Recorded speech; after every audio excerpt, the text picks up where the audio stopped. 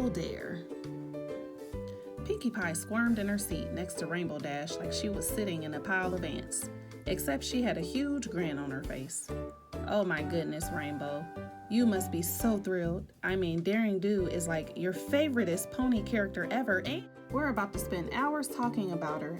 What are you thinking right now? What are you feeling? Pinkie leaned in until she was about an inch from Rainbow's face. I'm thinking I want to talk about Daring Do, and I'm feeling annoyed that we aren't yet, Rainbow deadpan. Great. Okay, that's great. Pinkie nodded as she scribbled something on a notepad. And how does that make you feel? She propped her chin on her hoof. Pinkie Pie, scolded Twilight. We're starting, shh. Consider my lips zippified. Pinkie procured a zipper out of thin air and taped it to her mouth. So Twilight motioned to her blackboard, which was filled with tons of writing and diagrams. I've done some extensive research into how to run a book club meeting, she explained excitedly. Number 1 on the agenda should be introductions of each member of the group. I think we all know each other already, Rainbow shot back, moving on. Nuh-uh, said Pinkie Pie, the zipper falling off her mouth. She pointed to Sweetie Drops. Have you all met confused yet? Sweetie Drops shook her head in defeat. Twilight ignored the exchange. Okay, so if we skip that part, next should be a quick recap of each chapter in the book to refresh every pony's memory. Then we'll move on to general interpretations of the text and its meaning, and last we'll go through the list of discussion questions. We'll have one 10-minute snack break in the middle, so please wait to visit Applejack's treat table until then. Rainbow Dash looked around the room. A quick survey of the skeptical faces confirmed that she wasn't the only one who didn't think Twilight's schedule sounded all that fun. Rarity was busy inspecting her new hoofacure, Sweetie Drops was staring out the window, and Lyra Heartstrings was slouching down in her chair with her hind hooves dangling in front of her. She looked indifferent. Rainbow jumped in before things got worse. I think I can speak for every pony here when I say we can cut straight to discussing the ridiculously sweet action sequences. Plot Twist nodded her wavy orange mane in agreement. Applejack interjected, trying to be a bit more gentle. I think what she means is, maybe we should giddy up on getting this thing going. Twilight had the best of intentions, but sometimes she was an overplanner, and right now she looked pretty disappointed that her Library Society agenda hadn't gone over so well. Fluttershy felt bad. She raised a hoof and said, Twilight, if it's okay with you, William Wormsworth and I would love to stay after and discuss all your talking points. He usually has a lot to say, the little chatterbox. William sat on his chair, smiling but not saying a peep. He hadn't said a single word yet. He tipped his pith helmet to Twilight like a gentleman. It's all right, Twilight sighed. Rainbow Dash, maybe you should take over. Twilight found an empty seat. She was a good friend for trying, but Rainbow was more than happy to take the reins of this meeting. Now they might actually get somewhere. First things first, I can't believe that move Daring Do did where she hitched a ride on the back of that dragon and let go right when she was over the middle of Azuzot's encampment.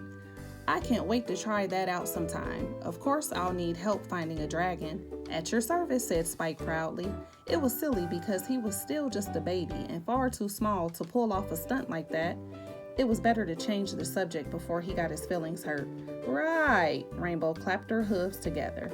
Anyway, how about I tell you all my amazing and totally brilliant theory on the ancient map of Mount Vesuvius. This was her moment to wow them. So you know how in the book, in book 2 on page 163 to be precise, Daring Do is looking for the Griffin's goblet when she happens upon a tablet that refers to an ancient map?